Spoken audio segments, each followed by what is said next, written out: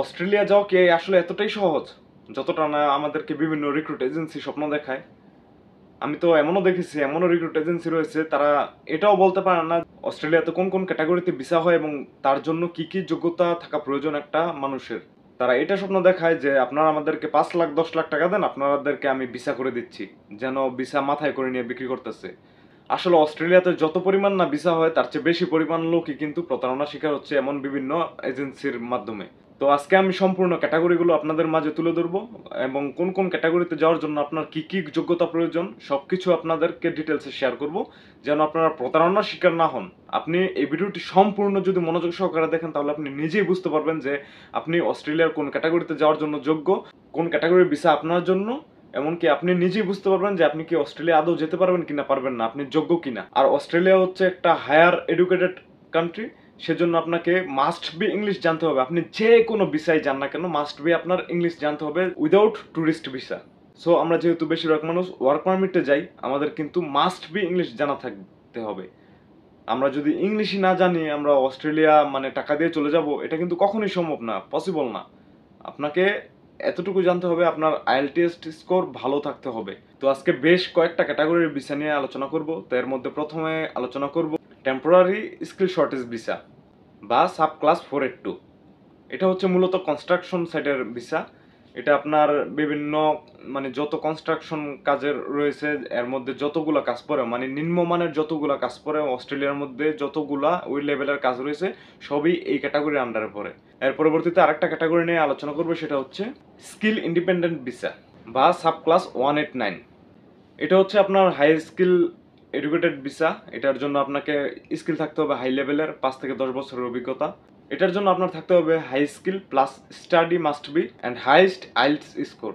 এরপরে আপনার যে ক্যাটাগরিটা নিয়ে কথা বলবো এটা হচ্ছে স্কিল নমিনেটেড ভিসা বা সাব ক্লাস 190।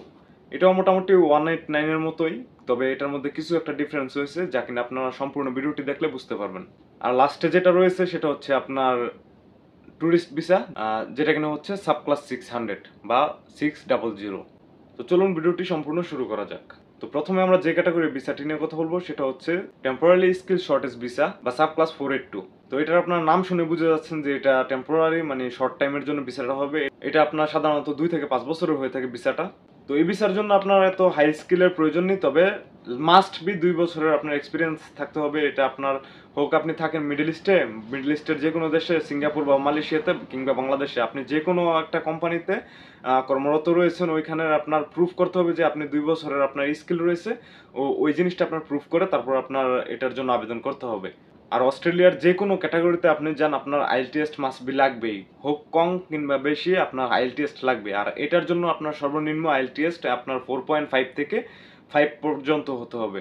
তাছাড়া আপনি যদি বলেন যে আমি আইএলটিএস করতে পারবো না, আমি ইংলিশ ভালো পারি না, কিন্তু আমি টাকা দিয়ে চলে যাব ওইখানে গিয়ে আমি কাজ করব ভালো টাকা কামাবো, এটা কখনই পসিবল না। আপনি হয়তো ইউরোপ কিংবা আমেরিকাতে কোনো না কোনোভাবে টাকা দিয়ে আপনি ভাগ্যের গুণে চলে গেলেন, কিন্তু অস্ট্রেলিয়াতে এটা কখনই পসিবল না। আপনি ফার্স্টে এতটুকু বিবেচনা করবেন যে আমি কি ভালো ইংলিশ বলতে পারবো অ্যান্ড আমার কি যাওয়ার মতো যোগ্যতা আছে। যোগ্যতা যদি থাকে তাহলে আপনি ট্রাই করুন, তা না হলে আপনি এদিকে আগায় নিন না, আপনি অন্যদিকে দেখেন।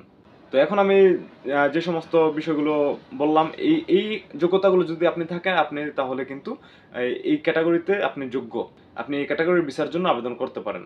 তো পরবর্তী যে ক্যাটাগরিটি নিয়ে কথা বলবো সেটা হলো স্কিল ইন্ডিপেন্ডেন্ট ভিসা অথবা সাব ক্লাস 189। এটার জন্য আপনার হায়ার স্কিল প্লাস ভালো পরিমাণে স্টাডি থাকতে হবে, কেননা এখানে কিন্তু আপনার নন স্কিল লোক নেবেই না। নন স্কিল বলতে তো অস্ট্রেলিয়াতে কোনো বিষয় নেই, আপনার স্কিল 2 বছর, কিন্তু এটার জন্য আপনার 5 থেকে 10 বছরের স্কিল থাকতে হবে। এমনকি আপনাকে প্রুভ করতে হবে আমি 5 to 10 ইয়ার স্কিল ওয়ার্কার, এটা প্রুফ করে আপনার আবেদন করতে হবে। এমনকি আপনার স্টাডি লেভেল ভালো থাকতে হবে, আপনি স্টাডি করেছেন। কোনো অশিক্ষিত লোক এটার জন্য ট্রাই করতে পারবে না। যেমন ধরুন যে আমার কোনো শিক্ষিত না, আমি ইংলিশ ভালো পারি কিন্তু আমি শিক্ষিত না, তারা কিন্তু প্রথম যে ক্যাটাগরিটা বলেছি ওইটাতে ট্রাই করতে পারবে। কিন্তু আপনি শিক্ষিত হতে হবে মাস্ট বি। আপনি ইংলিশ পারেন বা না পারেন সেটা, তো ইংলিশ তো মাস্ট বি পারতেই হবে, আপনার শিক্ষিত হতে হবে। এমনকি যেমন ধরুন যে প্রথম ক্যাটাগরিতে আপনার আইএলটিএস স্কোর 4.5 to 5 হলেই আপনি চলে যেতে পারবেন। এটার জন্য আপনার আইএলটিএস স্কোর কিন্তু হাই হতে হবে, আপনার 6 to 7 হতে হবে মাস্ট বি। এমনকি এটার যে একটা মেইন ফ্যাসিলিটি হলো এটা আপনি ভিসাটা যদি আপনার হয় আপনি কিন্তু মেইনলি পিআর নিয়ে মানে দেশে থেকে মানে পিআর পেয়ে আপনি অস্ট্রেলিয়াতে ঢুকতেছেন, আপনি পার্মানেন্ট নাগরিক হয়েও ওই দেশে ঢুকতেছেন, এমনকি আপনার সাথে করে ফ্যামিলি নিয়ে যেতে পারবেন। তো এই হচ্ছে এটার সুবিধা। তো আশা করি আপনারা বুঝতেই পেরেছেন যে আপনার মধ্যে যদি এই যোগ্যতাগুলো থাকে তাহলে আপনি আবেদন করতে পারেন এটার জন্য। আপনি যদি এটার জন্য এলিজিবল হন তাহলে আপনি ভালো কোনো রিক্রুট এজেন্সির দ্বারস্থ হয়ে তাদের মাধ্যমে আপনি ভিসার প্রসেসিং করতে পারেন। এর পরবর্তীতে আমি যেটা নিয়ে কথা বলবো, যে ক্যাটাগরিটি নিয়ে, এটা হচ্ছে স্কিল নমিনেটেড ভিসা বা সাব ক্লাস 190। এটা মোটামুটি সাব ক্লাস 189 ওই ভিসার ক্যাটাগরিতেই পড়ে, তবে এটার মধ্যে কিছু একটা ডিফারেন্ট রয়েছে। সেই ডিফারেন্টটা হলো এটা একটা নির্দিষ্ট টেরিটরি থেকে আসে, আপনার ওইখান থেকে অফার লেটার আসে। যেমন ধরুন যে মানে সাব ক্লাস 190 ক্যাটাগরিতে যে সকল যোগ্যতা আপনার থাকা প্রয়োজন, এটাতে সেম টু সেম আপনার higher study, higher skill and higher IELTS score এই সবগুলোই থাকতে হবে। প্লাস এই ভিসার জন্য আপনার নির্দিষ্ট একটা কোম্পানি থেকে, ভালো বড় কোনো একটা কোম্পানি থেকে আপনাকে অফার করতে হবে। আর আপনি এই ভিসাতে গেলে আপনি সেম সেম পিআর নিয়েই যাচ্ছেন, আপনার ফ্যামিলি নিয়ে যেতে পারবেন, মুভ করতে পারবেন। তবে আপনি যে টেরিটরি থেকে অফার লেটার পেয়েছেন আপনার নির্দিষ্ট ওই টেরিটরিতেই থাকতে হবে, যেটা কিনা আগের ক্যাটাগরিতে আপনি যে কোনো একটা টেরিটরিতে মানে বসবাস করতে পারবেন মানে স্বাধীনভাবে। এটার ক্ষেত্রে কিন্তু আপনি স্বাধীনভাবে বসবাস করতে পারবেন না, আপনি নির্দিষ্ট ওই টেরিটরিতেই বসবাস করতে পারবেন। আর কি, আপনি পিআর নিয়ে যাচ্ছেন, ফ্যামিলি নিয়ে যাচ্ছেন, এটা তো ফেসিলিটি রয়েছেই। আর এই ভিসার জন্য আপনাকে 5 থেকে 10 বছরের অভিজ্ঞতা থাকতে হবে।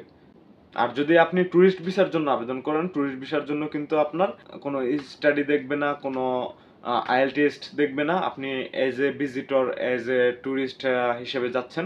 তো সেই ক্ষেত্রে আপনার ব্যাংক স্টেটমেন্ট, আপনার লেভেল, এমনকি আপনার ট্রাভেল হিস্টোরি এই সকল দেখে আপনাকে ভিসা দেবে। তো ট্যুরিস্ট ভিসা নিয়ে আজকে কোনো কথা বলছি না, এটা নিয়ে অন্য একটা ভিডিও নিয়ে আসবো।